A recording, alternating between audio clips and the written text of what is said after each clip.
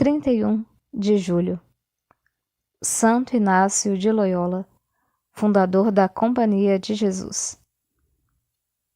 Havia várias semanas que Inácio de Loyola, oficial espanhol, nascido em Biscaia no ano de 1491, esperava sua perfeita cura da perna, que tinha sido quebrada em 1521 por uma bala de canhão no cerco de Pamplona. Já fora curada, mas mal. Foi preciso quebrá-la de novo, consertá-la segunda vez. Por fim, ficou curada. Mas ele percebeu um osso que avançava demais abaixo do joelho e lhe causava uma deformidade notável. Como queria a todo custo conservar uma perna bonita, mandou cortar o osso. Teve então que ficar de cama ainda várias semanas, embora gozasse de boa saúde. Com isso, ficou enfadado. Pediu romances para se distrair. Mas não os encontraram. Deram-lhe uma Vida dos Santos. Ele a leu, primeiro, para passar o tempo, mas pouco a pouco tomou gosto pela leitura e a ela se dedicou inteiramente, de tal sorte que passava assim dias inteiros. Não se cansava de admirar nos santos o amor da solidão e da cruz. E dizia para si mesmo: como? E se eu fizesse o que fez São Francisco? E então, se eu fizesse como um São Domingos? Aspirava sempre a coisas difíceis e grandes, e parecia-lhe que tinha força para isso, por este único motivo. São Domingos o fez, então eu farei também. Depois, a esses pensamentos de Deus sucediam pensamentos do século. Mas notou uma grande diferença entre uns e outros. Os pensamentos do século o alegravam apenas por um momento, para depois o deixarem de novo triste e árido. Ao passo que, quando pensava na peregrinação a Jerusalém, em comer somente ervas, em praticar outras austeridades que tinha lido na vida dos santos, não somente tais pensamentos o alegravam no momento, mas o deixavam ainda alegre. A única resolução que tomou então foi, após sua cura, ir a Jerusalém e praticar toda sorte de austeridades para fazer penitência.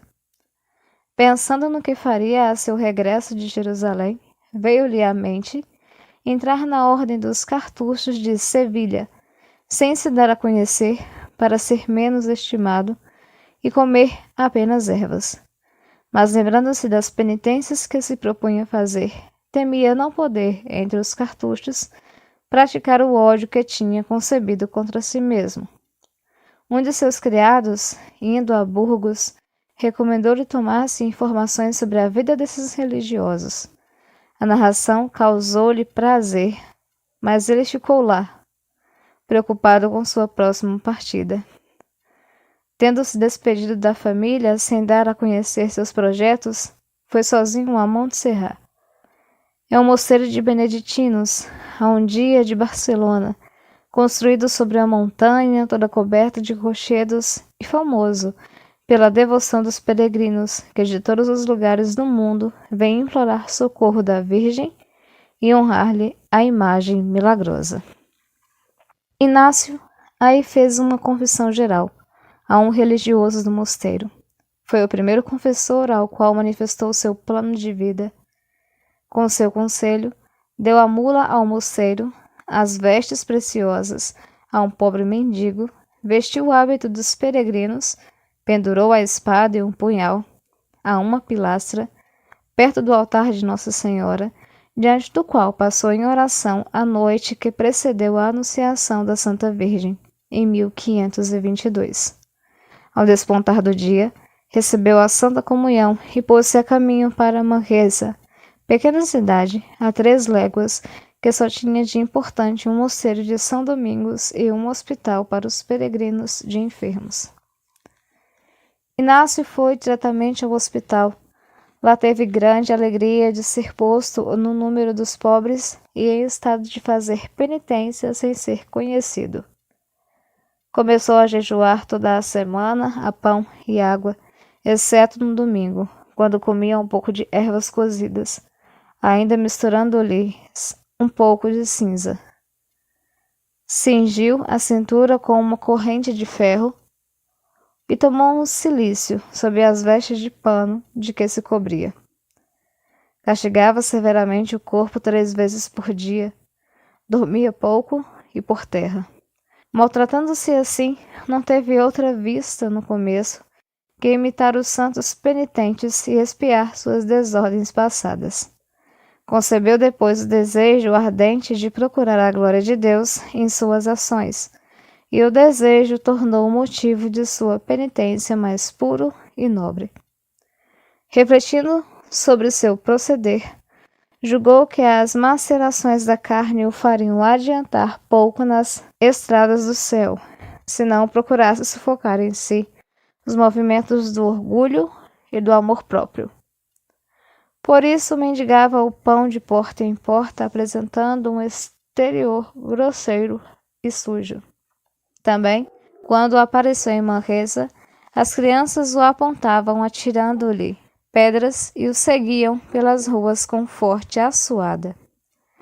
Entretanto, corria o boato de que um gentil homem desconhecido tinha dado as vestes a um pobre, que esse pobre tinha sido preso como ladrão, até que o cavalheiro desconhecido tivesse declarado à polícia que ele tinha dado aquelas vestes.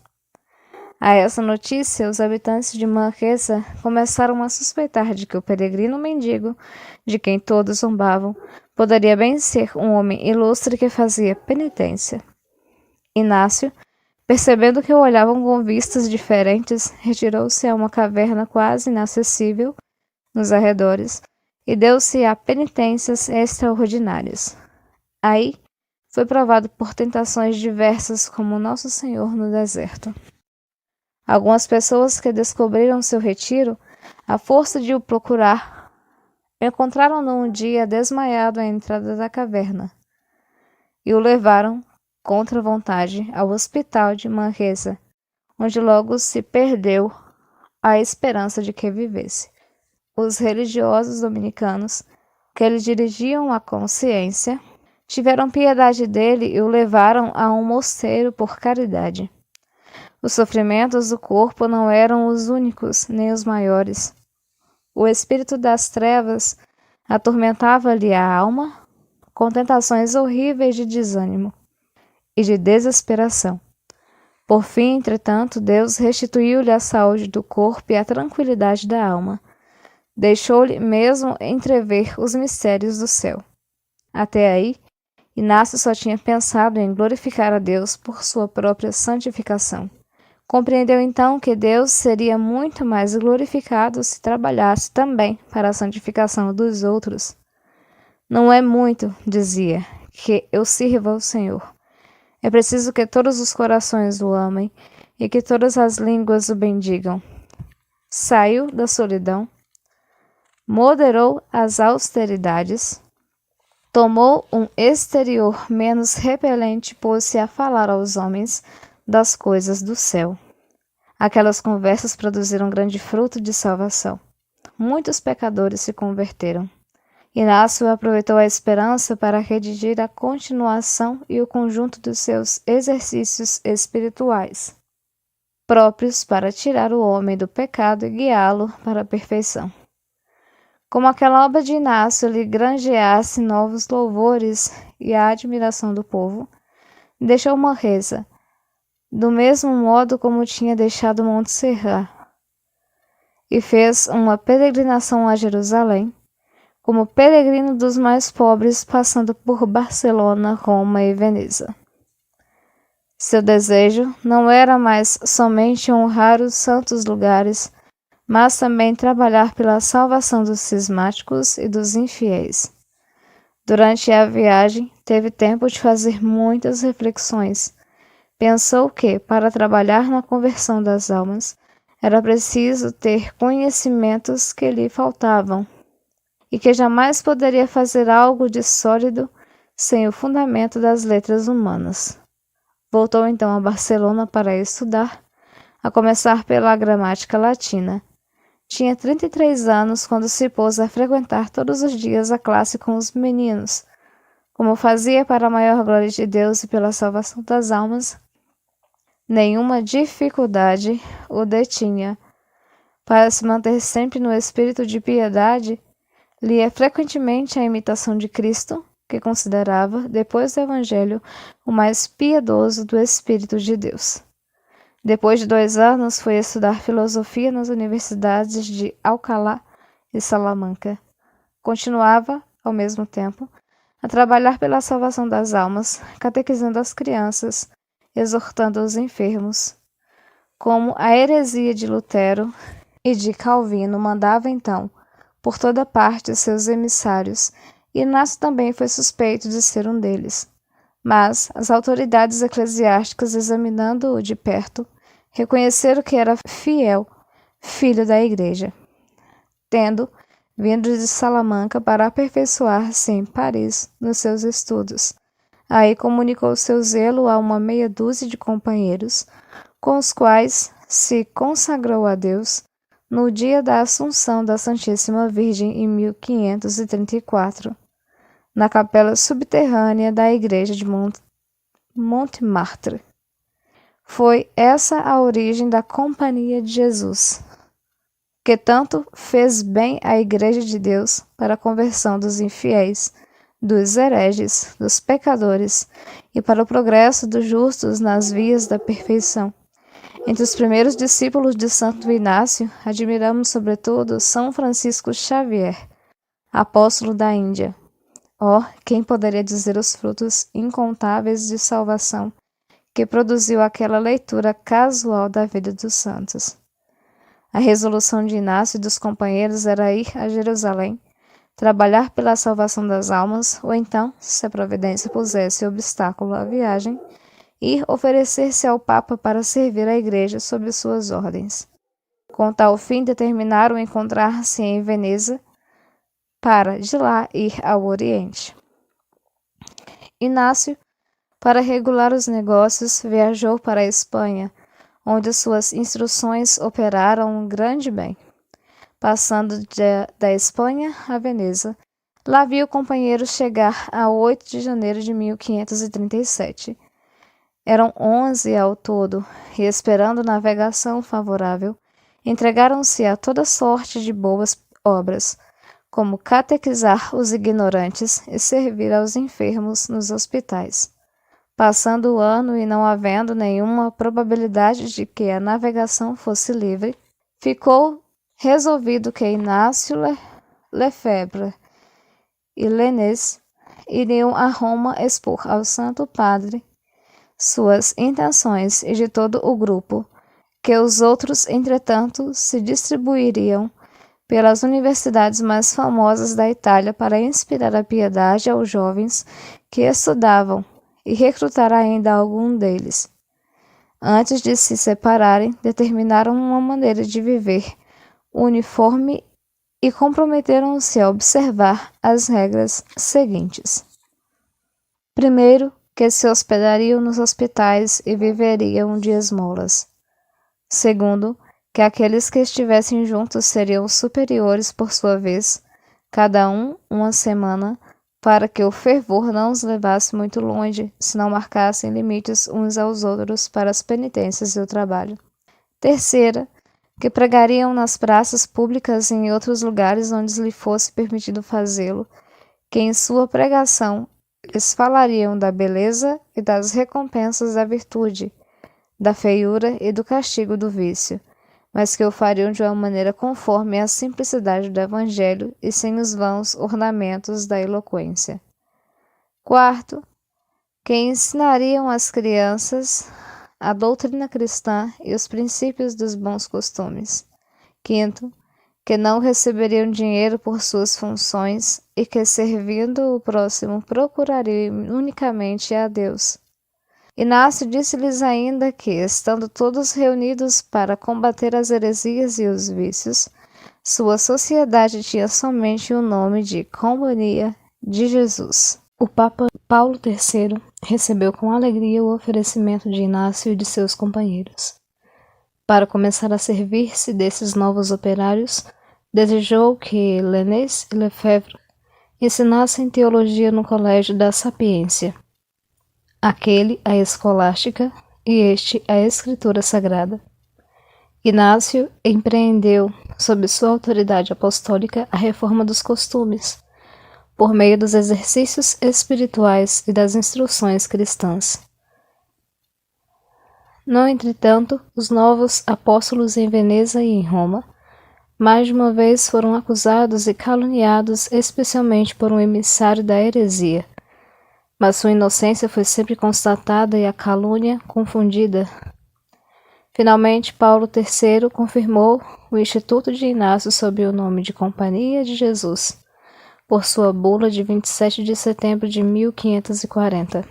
Essa bula contém o elogio dos 10 primeiros padres e traz, em termos formais, que só há coisas boas e santas nesse novo instituto, de que ela apresenta o plano e o conjunto. O Papa permitiu-lhes, pela mesma bula, estabelecer as constituições tais como eles julgassem, mais próprias para sua perfeição particular, para a utilidade do próximo e para a glória do Senhor. É verdade que ele limitou o número dos professores e os restringiu a 60, mas tirou aquela restrição 2 anos depois, por outra bula, e foi o interesse da cristandade que o obrigou a assim fazer, como ele mesmo declarou. Depois que a Santa Sé aprovou a Companhia de Jesus, Inácio julgou que devia começar por escolher um chefe. Ele mesmo foi o escolhido. Seu confessor, que era um religioso de São Francisco, declarou-lhe claramente que resistia ao Espírito Santo, resistindo à sua escolha, e ordenou-lhe, da parte de Deus, aceitar o cargo de superior geral. Inácio rendeu-se e no dia de Páscoa, 17 de abril de 1541, aceitou o governo da Companhia de Jesus. A primeira função do novo geral foi dar o catecismo às crianças de Roma durante 46 dias. Então, para lá, acorreram toda espécie de pessoas, mesmo homens e mulheres de posição, teólogos e canonistas. Os frutos foram maravilhosos. A seu exemplo, os superiores da companhia dão 40 dias de catecismo quando assumem o cargo. Inácio continuava suas obras em Roma, assistindo aos enfermos nos hospitais e alhures. Constatou que a maior parte só se confessava nos últimos momentos de vida. Obteve então de Paulo III se renovasse a decretal de Inocêncio III, que ordena que o médico só veja os doentes depois de eles se terem confessado. O novo Papa trouxe a isso uma modificação. Permitiu 2 visitas do médico antes da confissão do doente e proibiu a terceira sob penas rigorosas. Uma prática tão cristã se observa ainda na Itália. Inácio converteu muitos judeus e procurou vários estabelecimentos e determinações em favor dos neófitos. Trabalhava ao mesmo tempo na conversão das moças e mulheres de má vida e reuniu um grande número delas e as colocou num estado conveniente, onde, sem serem obrigadas a fazer votos religiosos, podiam, a salvo do perigo, levar vida cristã. Diziam-lhe às vezes que perdia o tempo e que aquelas infelizes não se converteriam jamais de coração. Quando lhes impedisse somente ofender a Deus uma noite, respondia esse: julgaria meu trabalho bem empregado. Fundou um mosteiro para as moças ainda não perdidas, mas expostas a esse perigo. Ainda mais 2 casas para órfãos, uma para os meninos e outra para as meninas, que ele mesmo dirigiu e que subsistiram por muito tempo. O processo que mantinha nessa espécie de boas obras era nelas incluir o mais possível pessoas ricas e devotas, escolher um cardeal, homem de bem, que ele fosse o protetor, e estabelecer administradores para o temporal e diretores para o espiritual, que governassem sabiamente as casas segundo os estatutos que ele combinava. Mas, quando a coisa estava bem firme e tudo já caminhava por si mesmo, Tinha o costume de se retirar para não causar inveja a ninguém e para empreender outra coisa útil ao público. Esse era o espírito de Santo Inácio: preparar o terreno, semear o bom grão, depois deixar-lhe a cultura e a messe a outros. Fundar boas obras, fundar novas igrejas e de todas as obras a mais excelente. Depois, o mais depressa possível confiar-lhe a administração a um clero indígena para correr a novos desbastamentos, a novas construções. O mundo não conhecia aquele espírito. É o espírito de Jesus que semeia o bom grão, rega-o com o seu sangue e deixa a colheita dos apóstolos. É o espírito de São Paulo que funda por toda parte igrejas para as confiar a padres e bispos e fundar outras igrejas em outros lugares. Bendito seja para sempre o cristão, o missionário, a ordem religiosa que cuidar e conservar esse espírito de São Paulo e de Santo Inácio. O que ainda o ocupava noite e dia era o plano das constituições de sua ordem.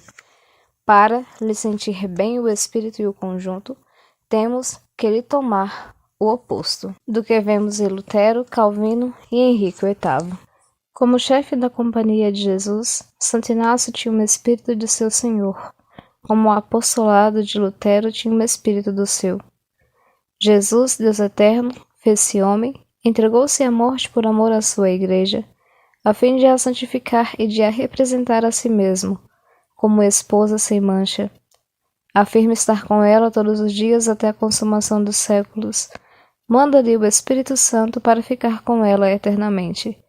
Jesus, Deus eterno, diz ao apóstolo que ele chamou de Pedro: Tu és Pedro, e sobre esta pedra edificarei a minha igreja, e as portas do inferno não prevalecerão contra ela.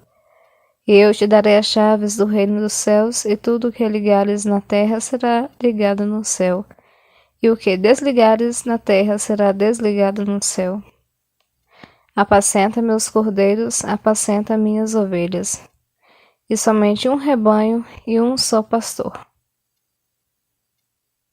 Dizer agora que Jesus, Deus eterno, Jesus a mesma verdade, não manteve sua palavra e que abandonou sua igreja e que o inferno prevaleceu contra ela, é uma mentira dessa velha serpente, que seduziu uma parte dos anjos, que seduziu nossos primeiros pais, que seduziu as nações pagãs dos ídolos. É uma blasfêmia desse rei do orgulho, que não se tendo podido tomar semelhante ao Altíssimo, quer tornar o Altíssimo semelhante a ele, falso e mentiroso.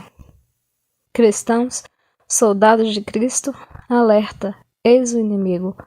Para refutar essa mentira do inferno, para destruir seus perniciosos efeitos, deveis trabalhar a exemplo de Inácio.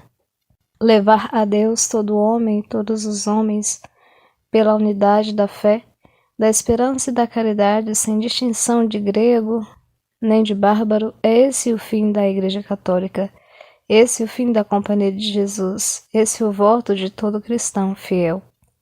Como meio de chegar a esse grande fim, Santo Inácio fundou colégio por toda parte. Para a educação cristã da juventude, fundou em Roma o Colégio Germânico. Para a restauração católica da Alemanha, fundou ainda o Colégio Romano.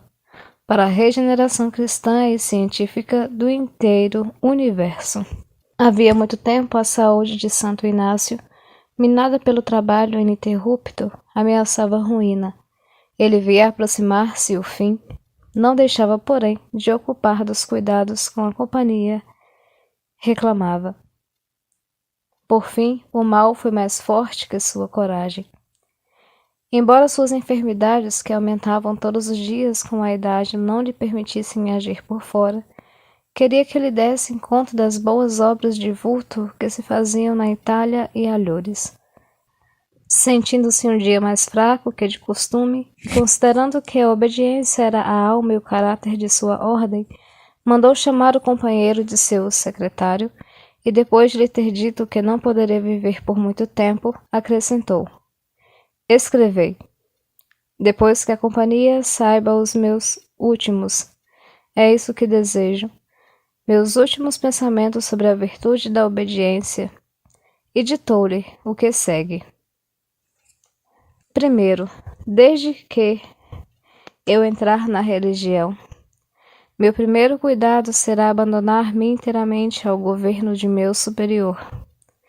Segundo, seria de se desejar que eu caísse nas mãos de um superior que determinasse dominar meu juízo e que se desse todo a isso. Terceiro, em todas as coisas onde não há pecado, é preciso que eu siga o juízo de meu superior, e não o meu. Quarto, há 3 maneiras de obedecer. A primeira, quando fazemos o que nos é mandado em virtude da obediência, e essa maneira é boa.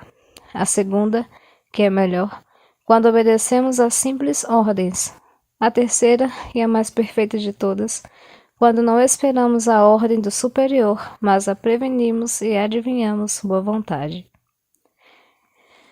Quinto, devo obedecer indiferentemente a toda espécie de superiores, sem distinguir o primeiro do segundo, nem mesmo do último, mas deve considerar em todos igualmente a nosso Senhor, de que eles ocupam um lugar, e lembrar-me de que a autoridade se comunica ao último, porque aqueles que estão acima dele.